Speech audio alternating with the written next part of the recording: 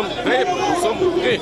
Nous voulons les élections et le 23 décembre, mais nous ne voulons pas d'une parodie d'élection truquée d'avance à travers la machine à voter et à travers le fichier électoral, mais aussi des élections qui excluent certains Congolais du droit de se faire élire, mais aussi une partie de la population du droit de se choisir un candidat de leur choix. Nous allons utiliser tous les moyens constitutionnels pour ne plus accorder un jour de plus à la gérance des institutions à Joseph Kabila. Vive l'opposition. Combo. Candidat, comment est-ce que c'est un solo? Opposition, c'est bon ici candidat. Un message à opposition Lelo. Ce meeting, nous le plaçons sous les signes de la première étape vers l'unité de l'opposition. Je parle de première étape parce qu'il y a la seconde. L'étape première ici permet à l'opposition de se retrouver, de se regrouper autour d'un discours, autour des revendications précises. La machine à voter, le fichier électoral, l'inclusivité des élections. Mais il y aura plus la deuxième étape, la candidature commune, le programme commun, le projet commun. Mais Congolais croissant, croissant. Kiti, to comment on la délestage maman. Yango lelo toye, to mon 4e président ya Congo. Et l'ongine ko bima lelo wa 4e président. To bongi Congo e bongi. Oh Nzambe.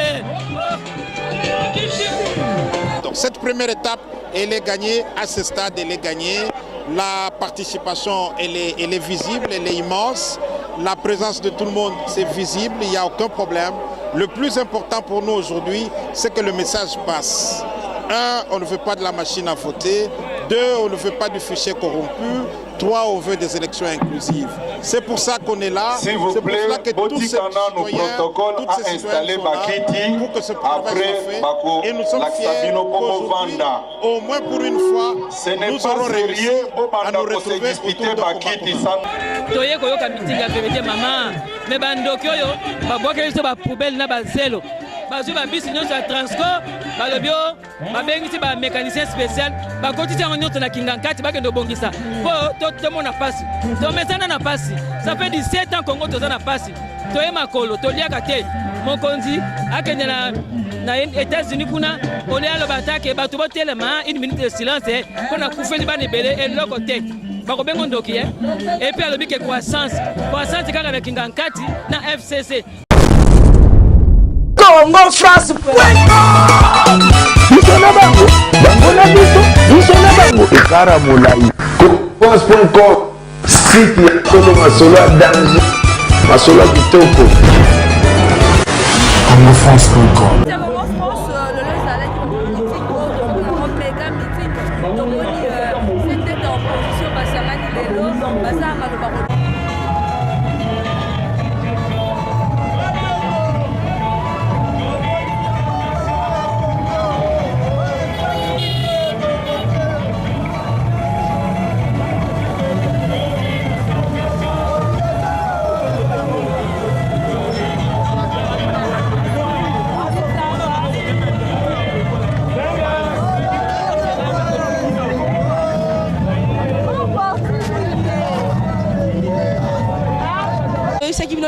Four moulin awana triomphal baimboka oya opposition basangani o boyebi ba gros poisson sur opposition lelo basangani mais tozali na moko o azali na kati ya parti ya mwana mboka Franck Diongo héros vivant honorable Zizi o azali candidat na kati ya circonscription ya Tchangu yebe toyeba kozwana nous ba commentaire ne vis-à-vis ya rencontre lelo ya opposition baliba solana population. Bonjour.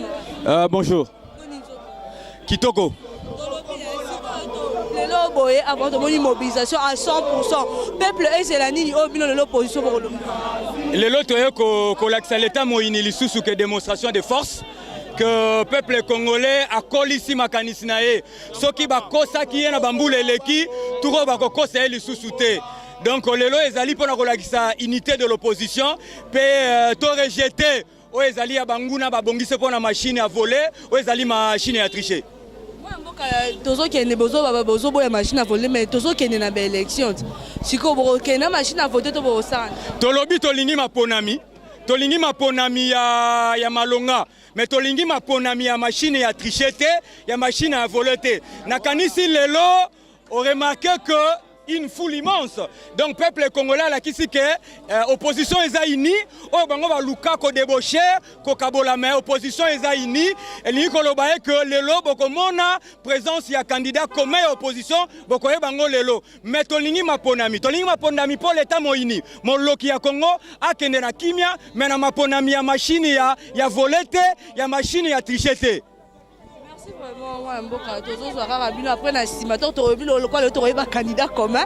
Après, estimateur, on a un commentaire, on a estimateur. Ok, merci. Combo, combo, combien? Opposition au Combo là. Message à ba prophète, ya banzengelen kanu e koki sami lelo. Peuple a manifesté kanana ye. Kabila, pas un jour au pouvoir. Pas d'élection avec machine à voter. Vive l'opposition en un seul peuple, l'opposition en une seule force. Kabila, plus un jour de mandat dans les institutions du pays. Nous allons utiliser tous les moyens constitutionnels pour ne plus accorder un jour de plus à la gérance des institutions à Joseph Kabila. Vive l'opposition. Combo. Son candidat commun, est-ce que c'est un solo? Opposition, c'est bon ici candidat. Baroyo kapé baromon un message à opposition lelo. Le domoni bilo le système à maboko pembe. Lelo vraiment toza la triomphale. Domoni bilo l'opposition. On peut s'appeler à la police merci té. Pour début tu qui gasté l'euro mort. Tu peux s'attendre. Maman, bazo sala musala na bango. Merci à Nini Tokopes. Batindi bango de toutes les façons. Biso tozalaka pacifique. Omoni mutu atana minduki awa. Mutu abomaka bato azali awa. Te biso tozala maboko mpona kobeta, monoko mpona koyemba, makolo mpona kotambola. Polisi to azosala musala ne. Merci à Nini. Akozala musala ne mama. Awa biso tozala problème te. Bayaka nde koboma biso. To comme na suka te. Mieux vaut la fin du chose que son commencement. Bato na tebika bazara boy. Tozila tango kosila. Ce qui merci à kosenga ezali to kosenga. Mais biso toyebi ke toyaka na biso sans problème. Bango nde toyaka kotumbola biso. Toye koyoka meeting ya vérité maman. Mais bandoki oyo babwakeli biso bapoubele na bazelo. Bazwi babisi nyonso ya transport balobi o babengisi bamécanicien spécial bakotisi yango nyonso na kingankati bakende obongisa mpo tomona pasi tomesana na pasi. Ça fait 17 ans Congo toza na pasi toye makolo toliaka te mokonzi akende na États-Unis kuna ole aloba atake bato botelema une minute de silence mpona kufeli bana ebele eloko te bakobengo ndoki et puis alobi ke croissance kaka na kingankati na FCC mutu baliaka bantaba oyo babomaka na kingankati bamaki ya basoso mais congolais croissance moko ezali te toza na croissant tokiti tokoma kolia na délestage mama yango lelo toye tomona 4e président ya Congo elongi nde kobima lelo awa 4e président tobongi ye Congo ebongi ye oh nzambe.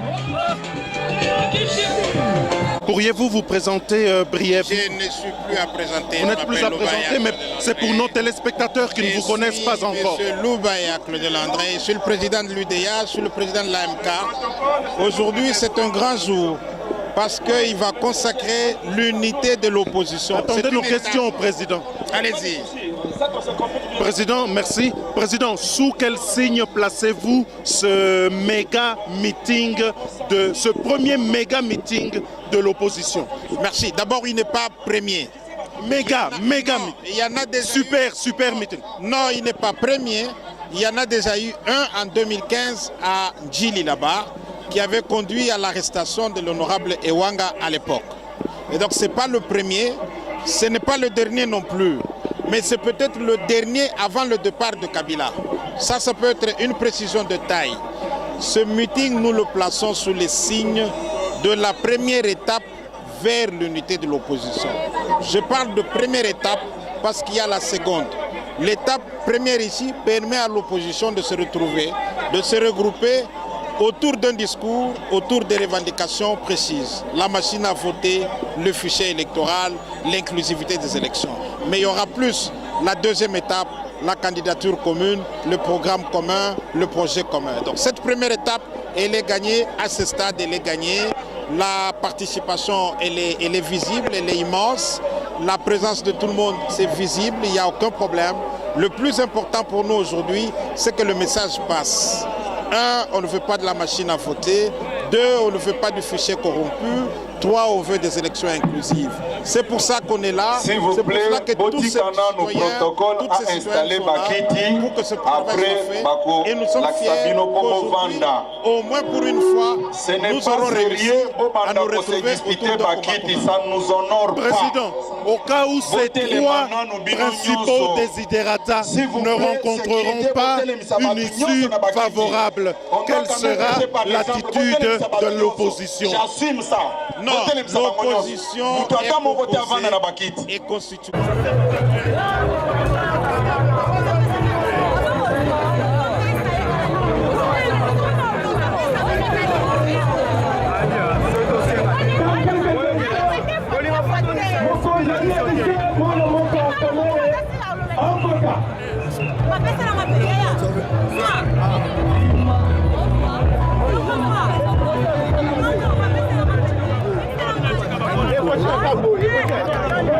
Une unité de vue, une unité de projet, une unité de message qui nous permet de mobiliser la population de manière à ce que nous puissions avoir et la majorité présidentielle et la majorité législative, nationale et provinciale.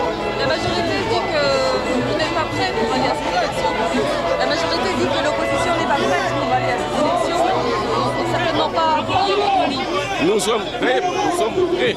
Nous voulons les élections le 23 décembre, mais nous ne voulons pas d'une parodie d'élection truquée d'avance à travers la machine à voter et à travers le fichier électoral, mais aussi des élections qui excluent certains Congolais du droit de se faire élire, mais aussi une partie de la population du droit de se choisir un candidat de leur volonté. Ça veut dire que sinon, il se passera pas.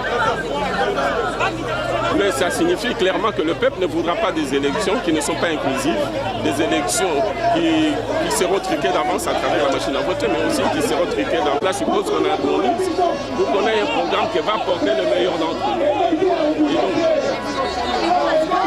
Pardon? Non, l'État ne presse pas dans la mesure où pendant que nous serons en train de débattre, nous serons en plein campagne, bien entendu. Ceux qui ont choisi d'en haut les candidats président de la République, vous rendez compte, et choisi celui qui va les porter. Voilà, c'est la raison pour laquelle chacun doit vendre parallèlement son projet et le soumettre à la discussion à l'interne, pour que celui qui va le porter donne des garanties qu'il va satisfaire les aspirations des différents candidats qui auront choisi de le désigner comme celui qui finalement porte le projet global. Vous craignez sinon que les bases des différents partis d'opposition se désolidarisent? Absolument, justement pour cela, il faut une discussion. Nous devons discuter pleinement.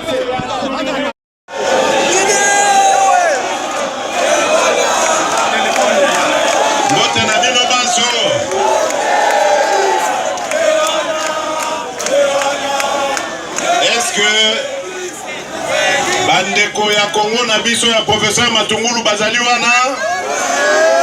Congo na biso viva. Est-ce que bandeko na biso ya dynamique ya Martin Fayulu bazali? Dynamique viva. Est-ce que bandeko na biso ya ensemble ya Moïse Katumbi bazali? Bana ensemble viva. Est-ce que bandeko na biso ya MLC ya Jean-Pierre Bemba bazali? MLC viva. Est-ce que bandeko na biso ya Nouvel Élan ya Adolphe Muzito bazali? Nouvel Élan viva. Est-ce que bandeko ya UNC ya Vital Kamerhe bazali? UNC viva. UDPS viva. UDPS viva. Merci bandeko na ngai. Ya liboso nalingi tozwa mwa tango moke pona kokanisa bandeko na biso bakufi pe bao bakufa na Beni en premier lieu et puis partout na Congo. Un petit instant de silence s'il vous plaît.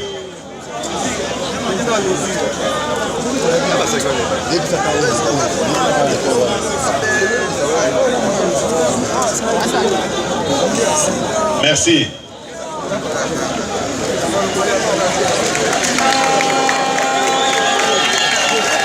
lelo ezali mokolo esengo.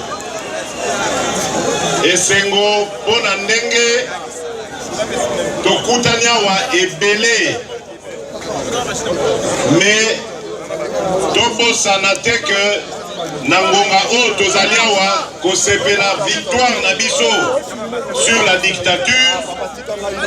Dictature eza na ba victime oyo na minute oyo tozali koloba batondisi boloko oyo batongela biso awa. Tokanisi ndeko Eugène Diomi, ndeko Jean-Claude Mouyambo, ndeko Franck Diongo, na bosani te ba jeune Jekoko Mulumba, Christian Lumu, Beni Carbone na baninga na ye, ba victime ya injustice na ya dictature. Biso ya Congo France ndenge ezalaki wana bauti komona le 7 candidats basangani babi vraiment toke na unité ya opposition balobi makambo kofinga eza te toyi mwana mboka Vital Kamerhe alobi mwana mboka Adolphe Muzito alobi tomoni mwana mboka Matungulu alobi Martin Fayulu alobi bango nyonso balobi lelo balobi ete biso to trahir bango te bango pe ba retrahir biso te. Napesi merci vraiment l'équipe technique na ngai na moni Alain BCBG na sima caméra muna Christian Touré Kenzo. Napesi merci beaucoup na Papa José Nsangu depuis Londres, Papi Nsangu bino nyonso patron na titi pour manga no docteur Mbalasima. Congo France. Biso na bango, bango na biso na bango. Ikara mulai. France.com site ya Kolo Masolo ya danger, Masolo ya kitoko. CongoFrance.com